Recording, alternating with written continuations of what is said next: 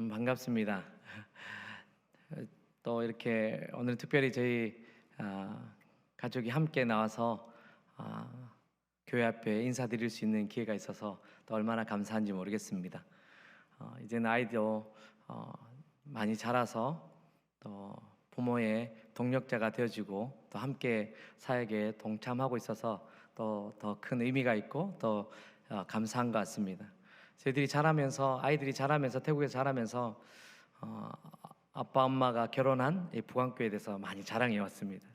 그리고 예전에 초등학교 1학년 때 성경학교를 따라가서 캠프에 따라가서 그 나이가 은혜를 받고 또 부관교회에 대한 추억과 또 기억을 하면서 또 언제 한번 가볼 수 있을까. 또 저희들이 함께 사역하는 여러분들이 잘 아시는 민경진 선교사님과 조동호 선교사님, 저희들 같은 가족처럼 한 팀에서 사역하고 있기 때문에 늘 이제 태국 안에서는 대구 부관교회가 어떤 교회냐 이렇게 또 잘 협력하고 항상 선교사들을 위하고 선교사를 위해서 기도해주는 물심양면으로 이렇게 애쓰고 수고하는 교회가 어떤 교회인지 많이 소문나 있습니다, 태국 안에서. 그래서 또 오늘 또 귀한 자리를 만들어서 또 만들어 주셔서 또 선교 보고하고 또 말씀을 나눌 수 있는 기회를 주셔서 또 감사드립니다. 오늘의 말씀은 두려워 말라라는 제목으로 말씀을 정해 보았습니다. 사실은 태국에 있으면서 정말 열심히 달려왔습니다. 벌써 이제 16년 차가 되는 것 같습니다. 만 16년이 된 것 같습니다. 제가 부관교회 정말 잠시 사역을 했었는데 3년 조금 넘는 시간을 사역했는데 그때는 아주 어린 정말 20대의 어린 전도사였고 그때도 얼마나 많은 도움을 받고 많은 사랑을 받았는지 기억이 생생합니다. 그때는 지금보다 몸은 반 정도밖에 지금 한 2배 늘은 것 같지만 그 사랑을 받고 16년 동안 지금 태국에서 사역하면서 하나님께서 주신 열매들이 정말 많은 것 같습니다. 그런데 코로나를 지나면서 사역에 조금의 문제가 생겼습니다. 제가 원래 주 사역으로 했던 사역은 대학생 캠퍼스 사역입니다. 대학교에 3군데에서 강의도 했었고요. 그리고 4군데, 5군데 대학에 선교팀을 만들어서 학생들을 전도하고 예배 모임을 일으키고 또 그 졸업생들 중에는 목회자 사모도 나오고 또 간호사도 나오고 지역 안에 또 사회 안에 중요한 역할들을 하는 청년들로 길러내는 그런 사역들을 해왔습니다. 근데 방금 보셨던 영상 가운데 학생 사역 모습은 그렇게 많이 보여드리지 않았잖아요. 그 이유는 바로 코로나를 지나면서 사역이 문제가 생겼기 때문입니다. 문제라는 것은 코로나 기간 동안 대학교가 문을 닫았죠. 또 한국도 동일하고 전 세계적으로 동일하게 학교 대면 수업을 하지 않고 비대면으로 수업하며 학교 안에 어떤 외부인들이 들어오는 것을 꺼려하고 코로나가 끝났음에도 불구하고 외부인이 또 학교 안으로 마음대로 들어가는 것들을 허용하지 않으면서 이 사역의 문제들이 하나 둘씩 일어나기 시작했습니다. 그래도 열심히 또 가면 또 전도하면 되겠지라는 생각으로 학교 문을 두드리고 또 예전에 강의했던 학교에 가서 또 강의를 할 수 있을지 문의했습니다. 근데 학교가 문을 열어주지 않는 거예요. 더 이상 강의를 열어주지 않고 그런 가운데 답답함들이 생기더라고요. 어떡하지? 이 사역에 문제가 생겼네. 사역 가운데 생각했던 거와 다르게 코로나가 끝났는데도 불구하고 사역이 열리지 않는 그 현실 속에 좀 마음의 답답함들이 생기더라고요. 그런데 그것이 문제가 아니라 더 큰 문제가 있었습니다. 문제는 바로 십몇 년간 사역했던 계속해서 그래도 1학년부터 전도해서 2학년, 3학년, 4학년 되면 저를 많이 돕는 그런 일꾼들이 되었는데 그 졸업생들이 졸업하고 다 떠나니까 학교 안에 저를 도와줄 수 있는 사람들이 한 명도 남지 않는 거예요. 학교를 갔더니 여전히 예수님을 모르는 정말 한 번도 만나지 못한 학생들은 가득한데 저 혼자 덩그러니 대학 캠퍼스 안에 태국 대학교 안에 떨궈져 있는 그러한 외로움들이 찾아오기 시작하더라고요. 그리고 학생들에게 복음을 전하려고 하는데 예전과 같은 그런 담대함이나 마음에 그 확신이 차지 않고 자꾸 쭈뼛쭈뼛하는 저 자신의 모습들을 발견하게 되었습니다. 그리고 코로나를 지나면서 그런 어려움들이 어려움으로 그치지 않고 점점 제 안에 두려움으로 오는 거예요. 사람을 만나는 두려움들이 조금씩 생기더니 어느덧 학교를 찾아가니까 자신감이 사라졌습니다. 예전보다 말은 잘합니다. 그 예전에 처음 16년 전에 갔을 때보다는 정말 태국어가 그렇게 부담스럽지 않고 지금 뭐 어떤 행사가 있으면 태국어 통역을 부탁하기도 하고, 그래서 태국어가 막힘이 없이 할 수 있는데도 불구하고 학교에 갔더니 학생들에게 한마디도 말하지 못하는 제 자신을 발견했습니다. 집에 들어와서 속상해하고 왜 그렇지? 무슨 문제가 있을까? 고민하고 그런 나날들을 계속 지내다 보니까 이거 큰일이다. 자신감이 없는 거예요. 어떤 자신감이 없냐면 처음에는 제가 태국에 갔을 때 태국 학생들을 만날 때는 그냥 말이 안 되더라도 야, 나 한번 만나볼래? 나 한국 사람이야. 한국 관심 있니? 한국 관심 있으면 한번 만나볼래? 시간 내어줄래? 그리고 제가 했던 전도 방법 중에 가장 전도 방법 중에 좋은 방법이 하나 있는데 뭔지 아십니까? 제가 알려드리겠습니다. 밥 사주기. 얻어먹으면 마음이 열리더라고요. 그래서 학생들에게 밥을 열심히 샀습니다. 매일매일 만날 때마다, 저녁마다 학생들 모임을 할 때마다 뭐 저렴한 거지만 학교 앞에서 아주 저렴한 식사지만 식사를 대접하고 밥을 사고 그 아이들이 나중에 고마워서 저희 모임에 참석하고 그렇게 해서 전도가 되어졌는데 밥 살 사람이 없어요. 학교 안에 전부 다 모르는 아이들이고, 그리고 예전에는 정말 태국 문화도 모르고 태국의 어떤 이렇게 하면 예의에 맞나 예의 맞지 않나 이런 것도 몰랐지만 그래도 예수님의 이름으로 나가서 그 아이들을 만나고 전도하고 그렇게 해서 많은 아이들이 많게는 100명까지도 있었고, 그런데 태국어가 잘 되는데도 불구하고 지금은 이렇게 하면 예의가 맞지 않을 거야, 이렇게 하면 저 아이들이 좀 싫어할 거야, 이렇게 하면 저 아이들이 나를 이상하게 보지 않을까, 이런 생각들이 저를 꽉 누르고 어느 순간 제 목을 조여오고 학교에 가는 것이 두려워지더라고요.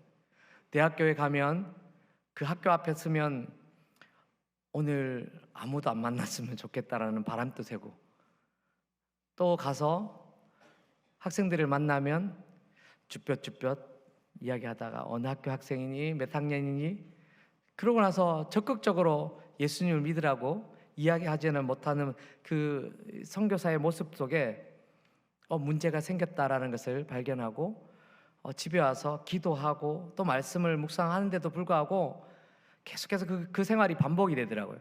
그러면서 드는 것이 동굴을 찾게 되었습니다. 깊은 어둠의 동굴 속으로 자꾸 빨려 들어가는 제 모습을 발견했습니다.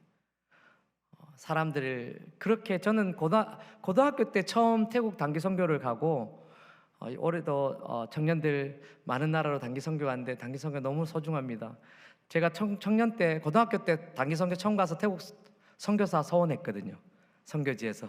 그 뒤로 태국에 대한 마음을 변해본 적이 없습니다. 그리고 나서 선교사가 되었고 정말 사랑하는 태국, 내 조국을 다음을 한다면 내 나라를 다음은 태국을 제일 사랑하는 나라로 생각하는데 그 사람들을 만나기가 어려운 거예요. 그러니까 더 집안에서 나가기 싫고 집 밖으로 나가지 않고 집에 오면 제 모습이 싫으니까 가족과 대화하지 않고 아내와 대화하지 않고 자녀들에게 대화하지 않는 제 모습이 있더라고요. 두려움에 쌓여 있더라고요.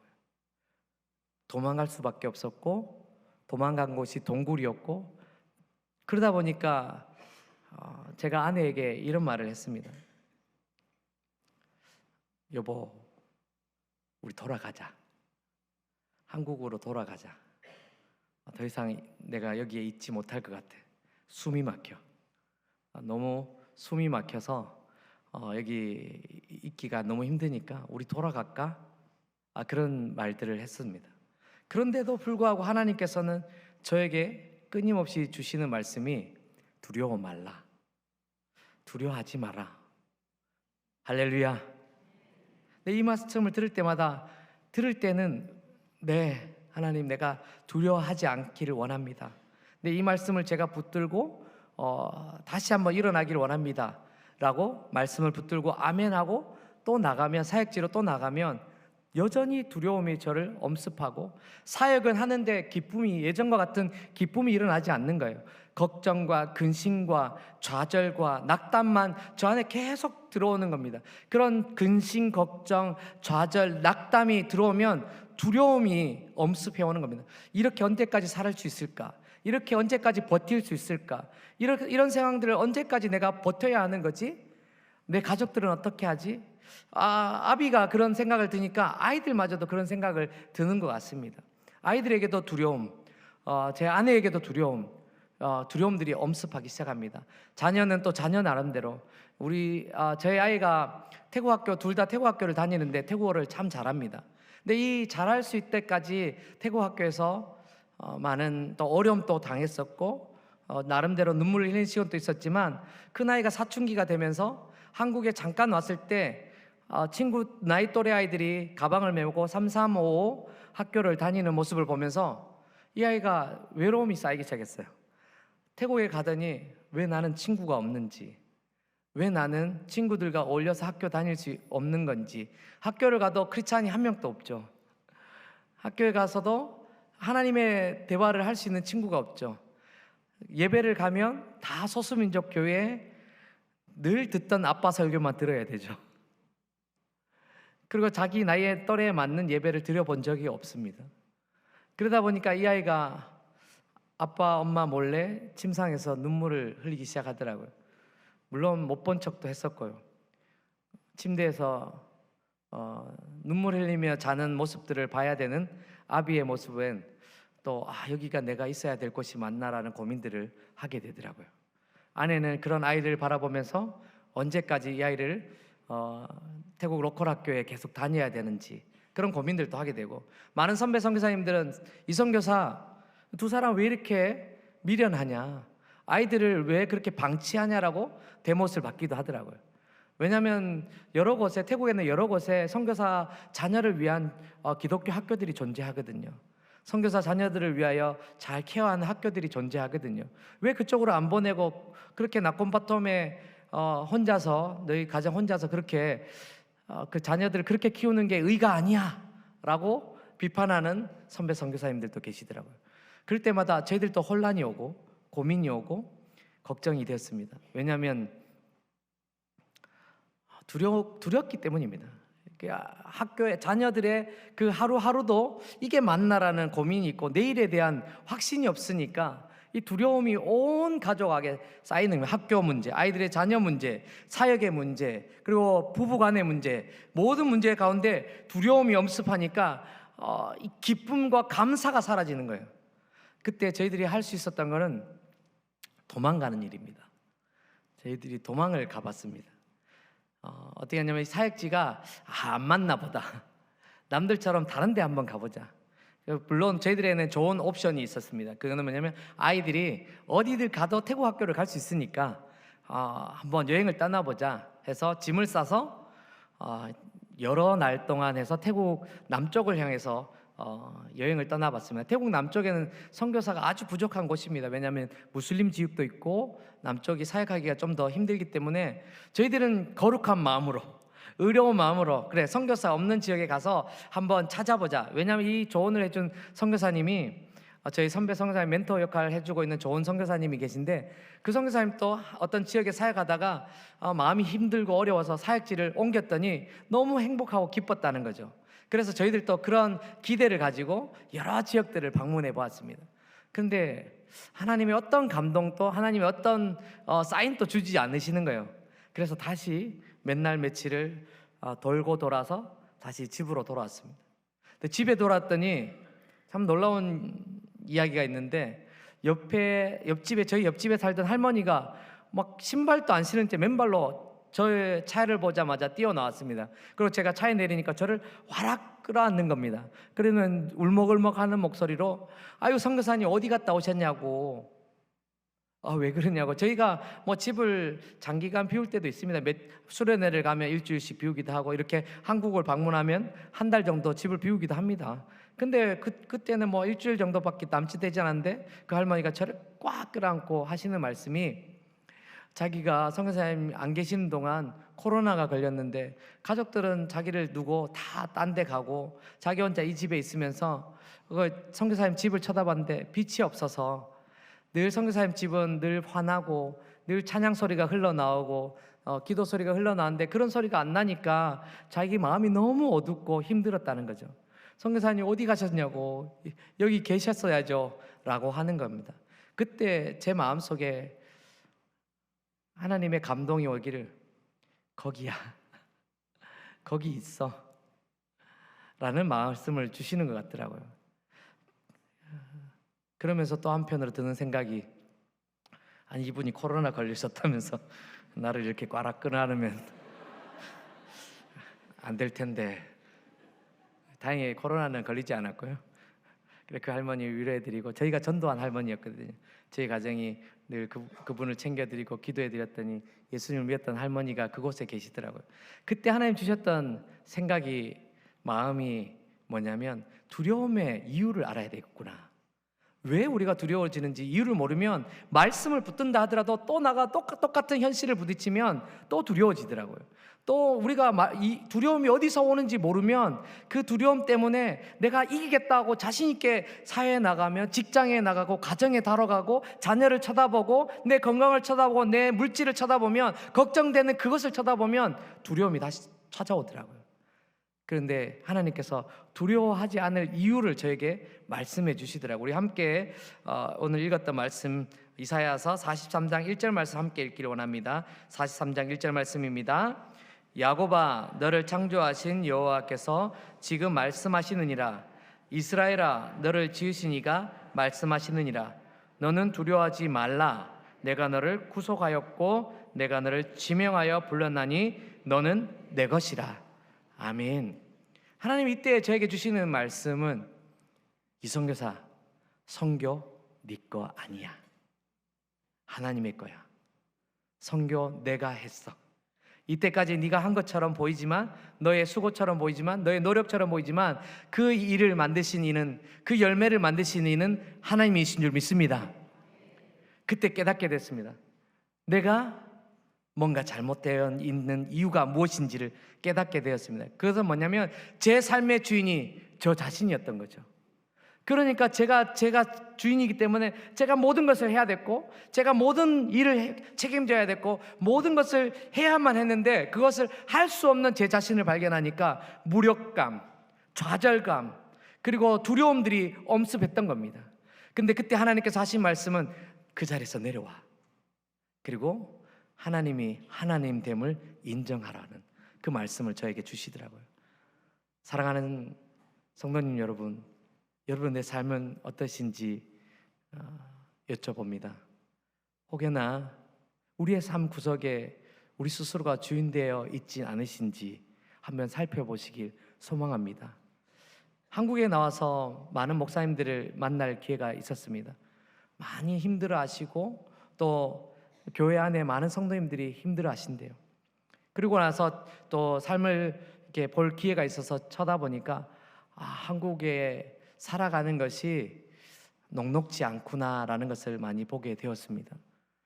특별히 물가도 너무 많이 비싸졌고, 제 부모님께 과일을 좀 많이 챙겨 드세요 했더니, 야 과일값이 얼마나 비싼데 과일을 먹냐고, 사과값이 너무 비싸서 사과를 사기가 두렵다, 이렇게 말씀하시기도 하고, 또 가는 곳마다 많이 저희 가정을 사랑해 주셔서 고기를 많이 사주셨어요. 그래서 고기가 참 흔하구나 라는 착각을 잠깐 했었죠. 그래서 열심히 삼겹살을 구워 먹고 있다가 이제 벽을 쳐다보니까 간판이 보이잖아요. 아이고, 이렇게 비쌀 줄이야. 그때부터 이제 고기 한 점 한 점을 소중히 구워서 입에다 넣었던 기억이 있습니다. 물가가 너무 비싸더라고요. 그리고 많은 분들이 근심과 걱정 가운데 살아가더라고요. 젊은이들을 만났는데 젊은이들도 너무나 많은 걱정과 근심 가운데, 미래에 대한 걱정들, 조그마한 초등학생들까지도 벌써 대학 입시에 대한 걱정을 하고 살아가고 있는 이 안타까운 현실을 바라보면서 정말 많은 짐을 지고 살아가고 계시구나, 정말 많은 수고를 지고 살아가고 계시구나. 부모님 세대도 동일하게 이 다음 세대에 대한 걱정들, 다음 세대가 어떻게 하면 이 믿음의 자리를 지킬 수 있을까에 대한 근심과 걱정도 많고, 또 부모님으로서 어떻게 하면 우리 자녀들을 더 잘 해줄 수 있을까, 더 좋은 것을 내어줄 수 있을까라는 나이를 불문하고 그러한 걱정들 가운데 있더라고요. 저희 아버지도 지금 나이가 75세인데 여전히 제가 태국에서 전화드리면 제일 먼저 하시는 말씀이 밥은 먹었냐? 밥을 잘 먹으니까 이런 몸을 가지고 있을 텐데도 불구하고 저희 아버지는 걱정하십니다. 그만큼 부모님들은 자녀에 대한 걱정, 어떻게 하면 이 자녀들가 장성했음에도 불구하고 어떻게 도와줄 수 있을까, 그 아이들에게 어떻게 더 잘해줄 수 있을까, 그런 걱정들도 하고 있습니다. 또 몸에 대한 근심 걱정도 있고 염려도 있고. 근데 그런 걱정들이 너무 지나치다 보면 그 걱정이 우리의 주인이 되어버리면 그때부터 두려움이 찾아옵니다. 하나님이 사역하실 수 있는, 하나님이 역사하실 수 있는 그 시간이 없어지는 거죠. 우리가 그 두려움에 쌓여서 두려움의 종로로 가게 되는 제 자신의 모습들을 보면서 오늘 여기 계신 우리 성도님들에게도 동일하게 이 말씀을 나누고 싶습니다. 어떠한 문제도, 어떠한 상황도 하나님께서 주인 되실 수 있도록 그 자리를 내어드리길 간절히 소망합니다. 그때 두려움이 사라질 줄로 믿습니다. 그때 하나님께서 일하시기 시작하실 줄 믿습니다. 아멘, 아멘. 저도 동일했습니다. 이 말씀을 깨닫고 제 거 아니네요, 하나님. 그렇습니다. 제가 주인 되었던, 선교지의 주인 되었던 그 모든 모습들 회개하며 그 자리에서 내려왔습니다. 하나님께서 하십시오. 제가 해야 될 일은 무엇인지 깨달았습니다. 그 조그만한 체구의 옆집 할머니를 통해서 하나님, 제가 깨닫게 됐습니다. 제가 해야 될 일은 묵묵히 하나님께서 있으라 한 그곳에 있는 것, 많은 것을 하는 것이 아니라, 많은 것을 하려고 애쓰는 것이 아니라 그저 하나님께서 있으라 하고 하는 그곳에 있어 드리는 것, 그것이 선교이군요. 그때 하나님께서 하시는 것들을 보게 되었습니다. 우리의 삶 속에서 동일하게 여러분들의 삶을 하나님에게 주인된 자리를 내어드리기를 간절히 소망합니다. 때로는 많은 짐을 지고 가시는 그 짐을 잠시 내려놓고 묵묵히 하나님 앞에 지금처럼 계시기를 간절히 소망합니다. 그러면 하나님께서 일해 주시더라고요. 한 교회를 소개하려고 합니다. 제가 처음 태국 가서 설교한 교회가 있습니다. 렘크라짜오라는 교회입니다. 이 교회는 저에게 태국어를 잘 할지도 못하는 사람에게 설교의 자리를 내어주고 또 말씀을 증거할 수 있도록 그렇게 은혜를 저희 가정에 베풀었던 교회입니다. 근데 최근 들어서 저희가 보셨던 것처럼 교회가 두 곳의 교회를 아름답게 건축하게 되었습니다. 아주 아름다운 교회를 건축하고 나니까 이 렘크라짜오 교회가 나콘바토만의 소문을 퍼뜨리기 시작합니다. 무슨 소문이냐면 이제는 이선일 선교사가 우리 교회를 새롭게 지을 차례야. 저는 아무런 생각도 하지 않는데, 저는 꿈도 꾼 적이 없는데 본인들이 그렇게 소문을 퍼뜨리고 다닙니다. 그 소문이 저의 귀까지 들어오면 성사님 저기 렘크라짜 교회 새로 짓는다면서요. 언제? 누가? 눈이 동그래서 쳐다봤습니다. 그 소리가 들리기 시작할 때부터 제 마음에 부담감이 생기더라고요. 그래서 제가 어떻게 한 줄 아십니까? 도망갔습니다. 그 교회를 몰라라 하고 아까 보셨던 옴냐이라는 교회, 그곳에서 목회자가 없었고 이 도망 나온 그 교회는 조그마한 전사님이, 키가 조금 저보다 더 작은 전사님이 오셔가지고 열심히 사역하는 겁니다. 그래서 그분에게, 태국 전사님에게 모든 것을 맡겨드리고 열심히 사역하십시오, 화이팅! 외치고 저는 저리로 도망갔습니다. 사실은 핑계는 있었죠. 목회자가 없는 교회를 도와야 되겠습니다. 제가 또 저 교회에 필요가 있어서 그 교회에 갑니다. 저는 알잖아요, 제 마음을. 도망갔거든요. 그 건물 짓는 게 너무 어렵고 한국에서 재정을 부탁드리는 게 너무 송구스럽고 한국 교회도 어려운데 뭔 또 건물을 또 지으라는 거야. 있는 건물 잘 쓰세요 하고 도망갔습니다. 근데 알고 봤더니 그 교회가 지붕이 무너지고 있었어요. 노후화되고, 그리고 나무로 된 지붕이다 보니까 흰개미가 먹어서 막 삭아서 무너지고 있는 중이었습니다. 그것까지 알았지만 나 몰라라 하고 하나님 제 길은 이쪽입니다. 갔더니요, 하나님이 벌 내리실 줄 알았는데 이 교회를 부흥시키는 거예요. 도망간 교회가 처음에는 열 몇 명 예배드리고 전도하자 했더니 전도하고, 말씀 증가하니까 말씀을 아멘 아멘 받고, 자기 민족들을 데리고 오면서 최근에는 200명 넘게까지 예배를 드리는 겁니다. 봤지, 내가 잘 왔지. 제 스스로도 위로하며 그래 여기였어 라고 하는데, 어느 날 그 교회에서 저를 부릅니다. 교회 대표들이, 교회 리더십들이 저를 부르고, 선교사님이 의논할 게 있습니다. 네, 무슨 의논을 할까요? 무슨 부흥회 하려고 합니까? 수련회 하려고 합니까? 제가 뭘 도울까요? 제 입으로 그렇게 이야기했거든요. 제가 뭘 도울까요? 그랬더니 이분들이 이야기합니다. 선교사님, 예배당이 부족해서 저희 땅을 사고 예배 건물을 지어야 되겠습니다. 저쪽은 지붕만 고치면 되는 거였는데 이쪽은 땅 사고 예배당을 짓는다. 네, 2배가 늘었죠. 부담감이 생겼지만 제 입으로 뭘 도울까요? 이야기했잖아요. 그래서 물어봤습니다. 땅은 그러면 반한 데가 보는 곳이 있냐 했더니 딱 저희들에게 맞는 땅이 있다는 겁니다. 가보자. 아까 제 아내가 사진 소개했던 그 뒤쪽에 빈 땅, 그분들이 기거하는 땅이 얼마 멀지 않은 곳에 있었습니다. 땅이 넓더라고요. 얼마 정도 되냐? 3필지래요. 태국의 한 필지가 한 300평 정도 됩니다. 거의 1000평 가까운 땅이죠. 그래서 또 두려운 마음으로 한 필지에 얼마 정도 합니까? 1억 2천 정도밖에 안 합니다. 입이 턱이까지 내려와. 아무 말을 못했습니다. 그러면 저기는 한 2, 3천, 많이 들어도 5천 정도면 뭔가 해결될 곳을 도망 나왔더니 3억 6천, 계산도 안 나면 땅값만 3억 6천에다 건물도 지어야 되잖아요. 하나님, 주여만 외쳤죠. 그랬더니 이분들이 저의 떨리는 눈을 보았나 봐요. 그랬더니 이야기합니다. 선교사님, 저희들이 돈을 처음부터 건물을 우리의 교회를 짓고자 해서 헌금해 왔습니다. 그래서 한 필지는 교회를 짓고, 2필지는 아까 봤듯이 공동주택을 지어서, 이분들이 태국 시민권이었기 때문에 늘 불안하고 늘 그 집주인들로부터 부당한 대우를 받기 때문에 우리가 우리의 재산을 넣어서, 모든 재산들을 그것에 넣어서 같이 신앙 공동체로 살아가기를 원합니다. 그래서 우리가 지을 땅들은 이미 땅을 살 돈이 구비되었고, 그리고 그분들이 정말 태국에서 경제 수준이 낮은 분들이거든요. 근데 그만큼 돈을 준비했다는 거죠.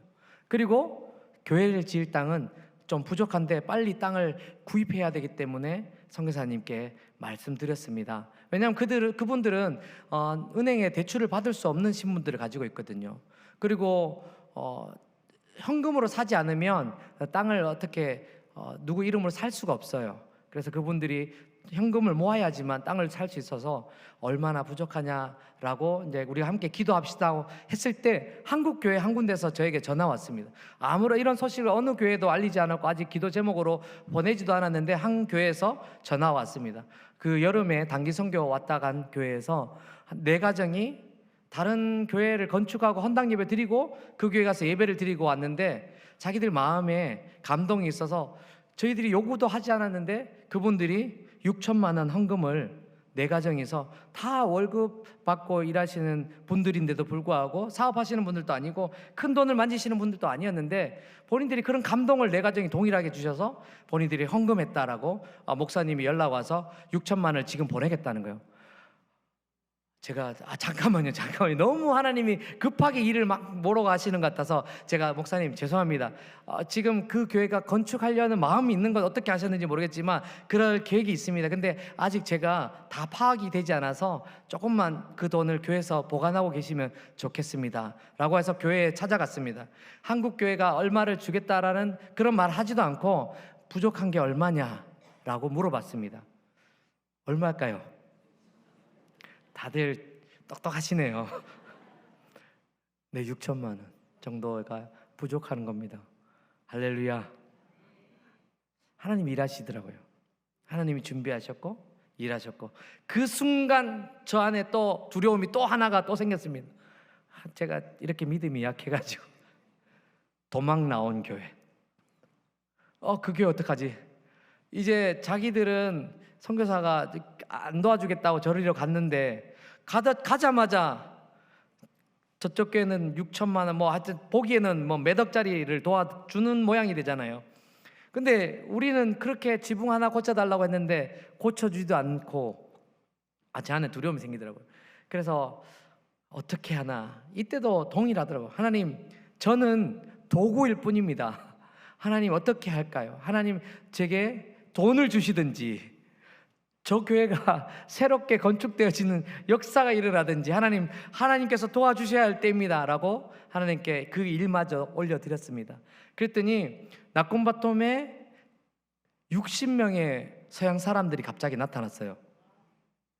그 사람들이 뭔 일인가. 저도 그 교회를 맨날 사역하면서 왔다 갔다 하는데 들어가지는 않고 얼만큼 무너졌는지 보고 싶긴 한데 보면 덤탱이 쓸 것 같으니까 앞에만 왔다 갔다 했는데 오늘 보니까 사람이 바글바글 한 거예요. 그래서 궁금해서 들어갔더니 미국의 자선단체, 기독교 자선단체가 어떻게 알고 그 교회를 찾아와서 60명이서 교회를 짓고 있었습니다. 15일 동안 이분들이 야근까지 해가면서 스스로 벽돌을 쌓고 스스로 지붕을 올리고 용접을 하고 60명이서 교대로 자기 파트를 나눠서 구 건물에 무너진 지붕까지 새로 다 만들고 그 옆에다 새 성전까지 15일 만에 아름답게 건축하고 떠났습니다. 할렐루야. 비록 선교사는 두려워서 걱정돼서 부담돼서 도망갔지만 하나님께서는 그곳에서 일하고 계셨습니다. 내가 아니더라도 하나님은 일하십니다. 그러나 우리가 하나님을 주인됨을 인정해드리면 나를 통해서 일하시는 줄 믿으시길 소망합니다. 그런 은혜, 그러한 축복을 마음껏 누리는 여기 계신 모든 성도님 되시길 주님의 이름으로 축원합니다.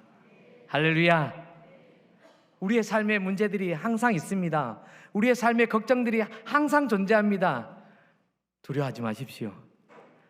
주인께서 일하십니다. 우리 청년들도 미래에 대한 걱정들이 있습니까? 맡기십시오. 하나님의 손이 짧지 않습니다. 아비가 믿음의 회복이 될 때, 하나님 앞에 건강해질 때 가족들이 다 건강해지기 시작했습니다. 가정에서 예배드리고 가정에서 하나님께 예배드릴 때 하나님께서 이 아들에게 주신, 저희 아들에게 준 하나님의 말씀은 내 손이 짧지 않다. 이 아이가 학교를 다니든 학교를 다니지 않든, 태국 학교를 다니든 국제학교를 다니든 한국 학교를 다니든 전혀 문제없다. 하나님은 도울 수 있다는 거죠. 그 말씀을 아이에게 주시더라고요. 동일합니다. 우리 아이들 대학교 보내려고 얼마나 애쓰시고 계십니까? 그러나 그 대학교가 어느 대학이든지 간에 하나님께서 쓰시고자 하시면 하나님께서 놀랍게 우리의 자녀들, 우리의 다음 세대를 들어 사용하실 줄 믿습니다. 그 하나님을 우리가 만나기를 소망합니다. 시간이 많이 가서 말씀을 좀 한 가지만 더 말씀드리고 마무리하려고 합니다. 우리는 두려워하지 않아도 될 존재들입니다. 그런데 우리가 그 존재를 모르고 두려움에 쌓여 있을 때가 있습니다. 우리 성경 한 구절 더 읽어보겠습니다. 43장 4절 말씀입니다. 43장 4절 말씀 함께 읽겠습니다. 내가 내 눈에 보배롭고 존귀하며 내가 너를 사랑하였은즉 내가 내 대신 사람을 내어주며 백성들이 내 생명을 대신하리니 두려워하지 말라. 할렐루야. 하나님께서 오늘 또 여러분들을 바라보시며 이렇게 말씀하십니다. 하나님의 눈에 보배롭고, 아멘이십니까? 존귀하며, 아멘이십니까? 사랑한다라고 고백하고 있습니다. 근데 제가 이 말씀을 하나님께서 주셨을 때, 제가 쓰러지고 넘어지고 좌절할 때, 동굴 속에 있을 때 하나님께서 이 말씀을 주셨을 때 사실은 이해가 되지 않더라고요. 왜냐하면 제 자신을 보고 있기 때문에, 제 스스로가요. 하나님, 저 이렇게 부족한데요. 하나님, 저 이렇게 연약한데요. 하나님, 저 이렇게 믿음 없는 모습을 가지고 있는데도, 그런데도 불구하고 하나님 지금 저에게 보배롭다고 말씀하시는 겁니까? 하나님, 제가 이렇게 지금 연약하고 뭐 선교를 못하겠다고 지금 이곳을 떠나겠다라고 이렇게 고백하는데 하나님은 지금 저에게 존귀하다고 그렇게 말씀하고 계십니까? 하나님, 저는 하나님 맡기신 그 양들을 떠나버리고 도망가고 이곳을 도망갔다 저곳을 도망갔다 하고 있는데 하나님 저에게 사랑한다라고 고백하십니까? 하나님의 눈에 그렇게 보이시는 게 맞습니까? 라고 하나님께 다시 한번 물어봤습니다. 그런데 여전히 하나님께서는 저의 마음에, 저의 가정에 주시는 말씀이 내 눈에 너는 보배롭고 존귀하며 사랑한다라고 고백하고 계셨습니다. 그러면서 하나님께서 주셨던 말씀은 너가 그런 가치를 가지고 있다는 거예요. 사랑하는 성도 여러분, 우리의 삶은 보배롭고 존귀하고 사랑받을 만한 가치를 갖고 있는 존재인 줄 믿으시길 소망합니다. 그래서 하나님께 물어봤죠. 하나님, 저 알고 싶어요. 제가 왜 그렇습니까? 지금 제 모습을 볼 때는 전혀 그렇지 않은데 어떻게 그런 모습을 하나님은 그렇다 하십니까? 했더니 봐, 아직도 네가 주인이잖아. 네 때문에 그런 거 아니야. 네 안에 있는 예수님 때문이야. 우리가 존귀한 이유는 예수님 때문인 줄 믿으시길 소망합니다. 우리가 보배로운 존재가 되는 것은 바로 예수님 때문입니다. 예수님의 생명만큼 우리가 가치 있는 존재인 줄 믿으시길 소망합니다. 정말 여러분들은 정말 예수님의 생명으로 존귀하고 보배로운 존재가 되신 줄 믿습니다. 숨이 막히네요. 하나님께서는 그렇게 우리를 만드셨는데 우리 스스로 자꾸 질책을 해요. 우리 스스로 자꾸 부족하다고 자꾸 깎아내려요. 조금 스스로에게 용납하시길 소망합니다. 이 자리에 계신 것만으로도 하나님께서는 여러분들을 보배롭고 존귀하고 사랑받을 만한 존재로 보고 계신 줄 믿습니다. 제가 그렇게 하나님의 은혜를 받고 회복되어서 이 자리에 와 있습니다. 지금 많이 행복해 보이죠? 너무 동굴 속에서 너무 나와서 밝아져서 얼굴이 너무 부하게 밝아져서 이제 문제가 되는 것 같지만 그래도 감사합니다. 행복합니다. 선교하는 게 다시 행복해졌고 다시 하나님의 사람들을 만나고 그 영혼들을 만나는 게 기뻐졌습니다. 할렐루야. 왜냐하면 저 때문이 아니고 저 안에 계신 예수님 때문입니다.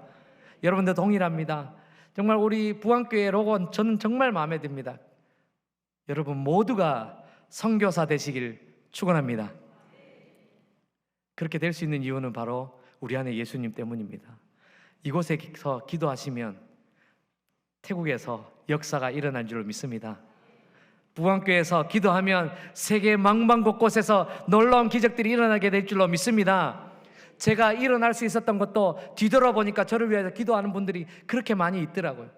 저희 가정이 쓰러지지 않도록 붙잡아 주고 계신 그 기도의 동력자들이 그렇게 많다는 것을 깨닫게 되었습니다. 그래서 저희가 이 자리에 다 설 수 있었고 하나님의 이름으로, 예수 그리스도의 이름으로 다시금 일어나 걸을 수 있었다는 것을 고백합니다. 그렇기 때문에 여러분들이 선교사이십니다.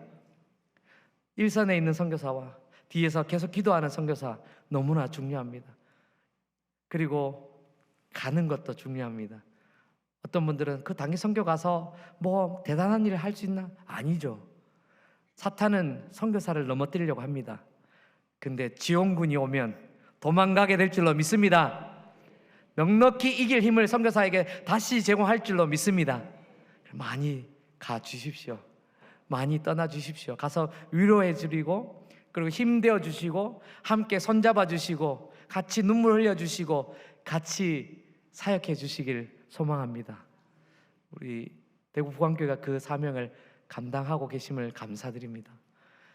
계속해서 그 소명을 이어가시고 정말 하나님께서 기뻐하시는 귀한 선교사 되시길 주님의 이름으로 축원합니다. 함께 기도하기를 소망합니다. 이 시간 말씀을 들고 하나님, 제가 삶 속에 주인 되었던 자리가 있다면 이 시간 회개함으로 나아가길 소망합니다.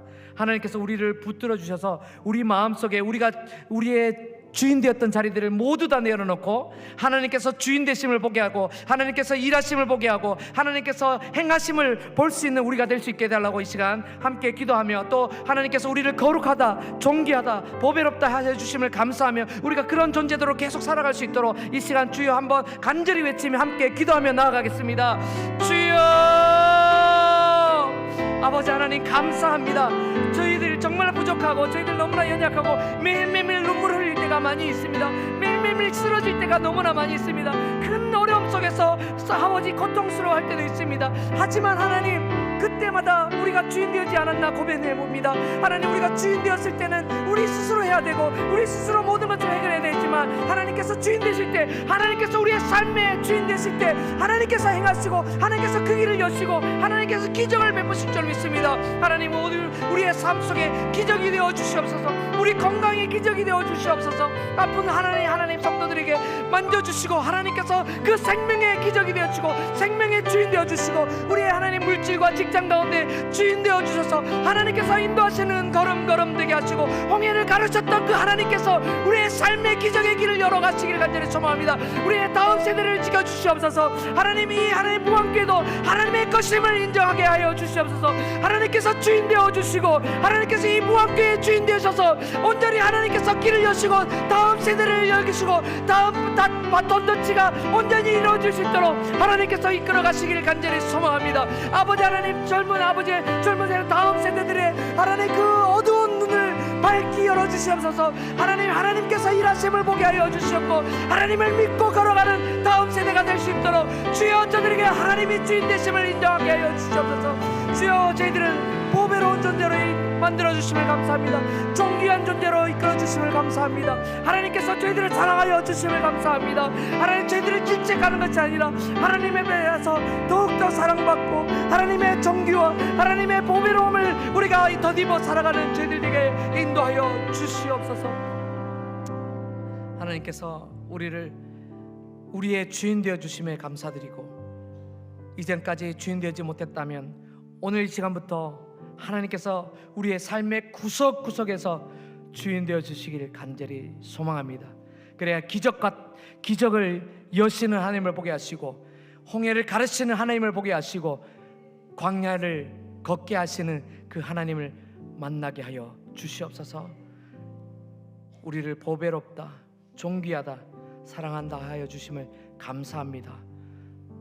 그렇게 살게 하여 주시옵소서. 감사드리며 예수님 이름으로 기도합니다.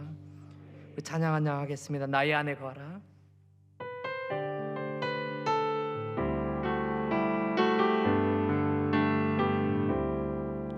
나의 안에 거하라. 나는 내 하나님이니 모든 환난 가운데 너를 지키는 자라. 두려워하지 말라. 내가 널 도와주리니 놀라지 말라. 내 손 잡아주. 다시 한번 찬양하겠습니다. 나의 안에 거하라. 나의 거하라. 나는 내 하나님. 아멘. 모든 환난 가운데 너를 지키는 자라. 두려워하지 말라. 내가 널 도와주리니 놀라지 말라. 내 손 잡아주리라. 아멘. 내가 너를 지명하여 불렀나니 너는 내 것이라. 내 것이라. 너의 하나님이라. 내가 너를 보배롭고 존귀하게 여기노라. 너를 사랑하는 내 여호. 다시 함께 다 같이 일어나서 내가 너를 지명하여, 내가 너를 지명하여 불렀나니 너는 내 것이라. 내 것이라. 너의 하나님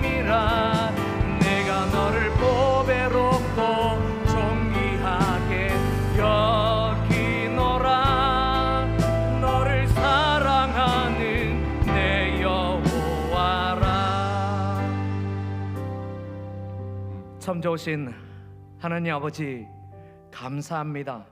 하나님께서 우리의 이름을 불러주시고 우리를 지명하여 너는 내 것이라 하여 주심을 감사합니다. 하나님, 맞습니다. 우리의 생명이 하나님께 있음을 고백합니다. 우리의 자녀가 하나님께 있음을 고백합니다. 우리의 부모님이 하나님께 있음을 다시 한번 고백합니다. 우리의 물질, 우리의 모든 것이 하나님께 있음을 고백합니다. 하나님께서 들어 사용하여 주시옵소서. 우리를 보배롭다, 존귀하다, 사랑하다 고백하신 하나님, 우리가 그 고백에 맞는 삶 살아가길 간절히 소망합니다. 빛으로 살아가게 하시고 소금으로 살아가게 하시고 어떤 환경 속에서도 하나님, 우리가 포기하지 않고 좌절하지 않고 쓰러지지 않고 하나님의 길을 묵묵히 걸어가는 오늘이 되길 간절히 소망합니다. 우리의 발걸음 발걸음을 인도하여 주시고 우리의 쓰러졌던 무릎을 다시 한번 일으켜 주시고 우리의 눈물을 다시 한번 닦아 주셔서 승리하며 걸어가는 내일이 되게 하여 주시옵소서. 우리 부광교회가 늘 선교를 위하여 애쓰고 수고하는 선교사됨을 감사합니다. 이 사명 다음 세대도 잘 감당하는 귀하고 복된 교회 되게 하여 주시옵소서. 오늘 이 자리에 함께 은혜 나누게 하심을 감사드리며 예수님 이름으로 기도드리옵나이다. 축도하겠습니다. 이제는 우리 주 예수 그리스도의 은혜와 하나님 아버지의 우리를 향하신 끊임없는 사랑하심과 성령님의 위로교통 역사하심이 오늘 이 자리에 모여 하나님이 우리 주인됨을 고백하는 하나님의 백성들 머리 위에와 또 이 시간에도 주의 복음을 들고 땅끝까지 이르러 증인 삼기를 소망하며 하나님의 명령을 지키며 생명을 다 걸어 하나님의 사명을 감당하는 귀한 하나님의 종들 머리 위에 사역지 위에 이제로부터 영원토록 함께 있기를 축원하옵나이다. 아멘.